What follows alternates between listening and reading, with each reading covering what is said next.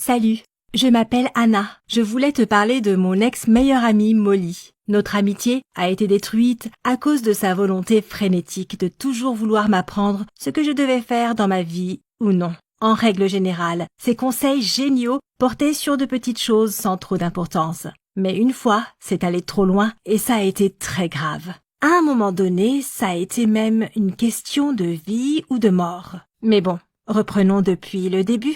Molly a toujours aimé donner des conseils, et pour dire la vérité, ils étaient stupides. Mais j'avais l'habitude de croire qu'elle voulait vraiment le meilleur pour moi, et qu'elle se fâcherait contre moi si je ne l'écoutais pas.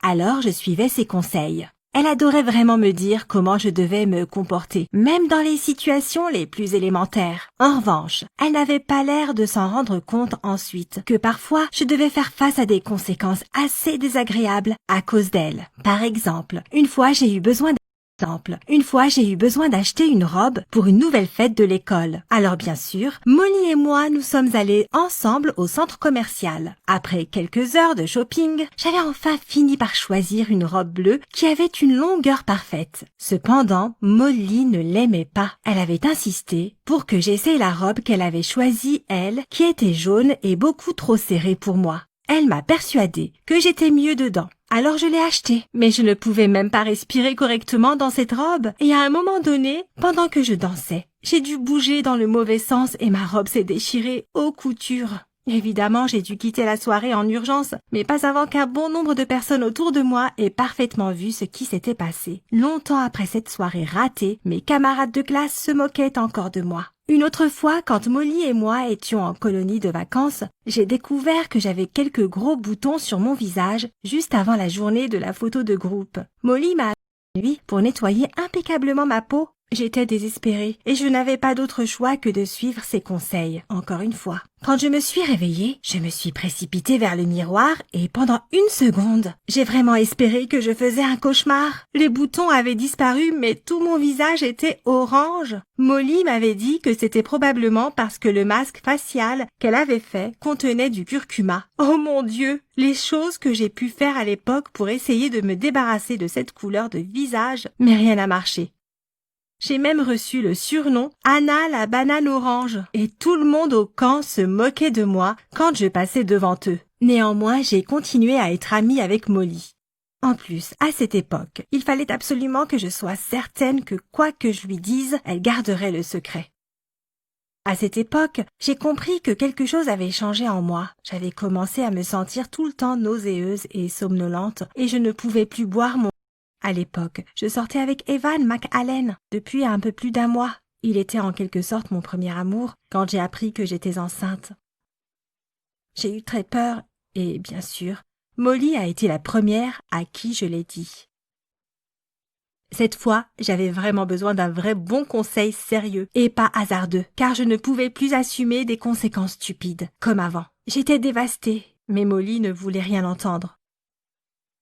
Elle pensait qu'Evan devait être au courant de ce qui se passait puisqu'il était aussi responsable que moi de la situation.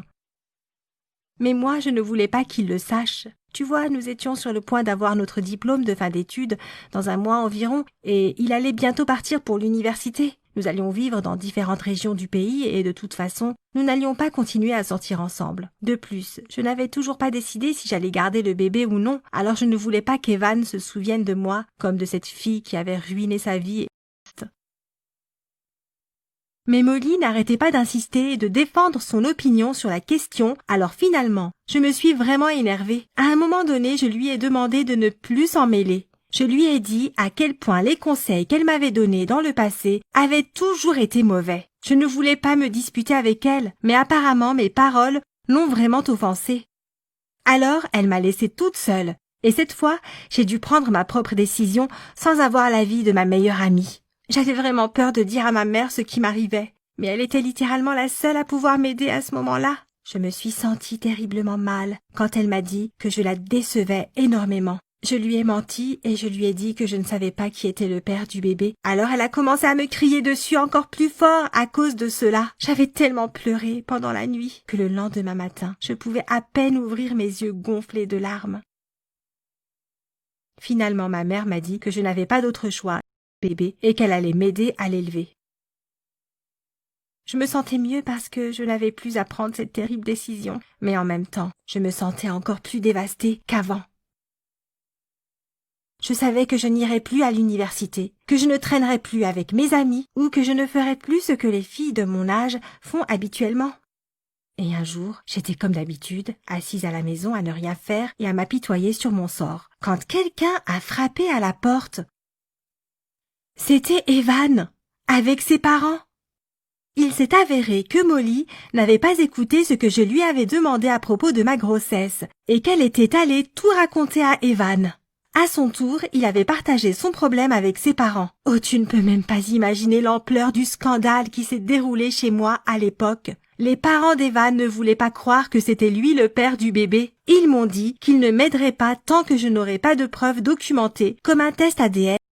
Et ma mère avait essayé de me protéger, comme une lionne, comme on dit, en disant qu'elle ne permettrait pas qu'on me fasse des tests supplémentaires. Moi, je pleurais et Evan essayait de calmer tout le monde. C'était horriblement stressant et absolument affreux. Cette discussion n'a pas duré longtemps. C'est moi qui ai mis fin parce que j'ai senti quelque chose d'étrange au-dessous de ma taille. J'ai eu très peur et j'ai failli m'évanouir. Et puis, les problèmes ont commencé. Les parents d'Evan nous ont emmenés à l'hôpital parce que nous n'avions pas notre propre voiture. Pour une raison étrange, personne n'a pensé à appeler une ambulance. Comme tu l'auras deviné, le stress que je vivais s'était manifesté aussi bien physiquement que mentalement. Et comme mon destin l'a voulu, eh bien, j'ai perdu le bébé. Mais les médecins m'ont encore promis que je pourrais encore avoir autant d'enfants que je le voudrais plus tard, quand je serai prête. Bien sûr, Evan et moi ne sommes plus sortis ensemble, et j'ai décidé que ce serait mieux pour moi de sauter les derniers jours d'école et le bal de fin d'année. Et Molly?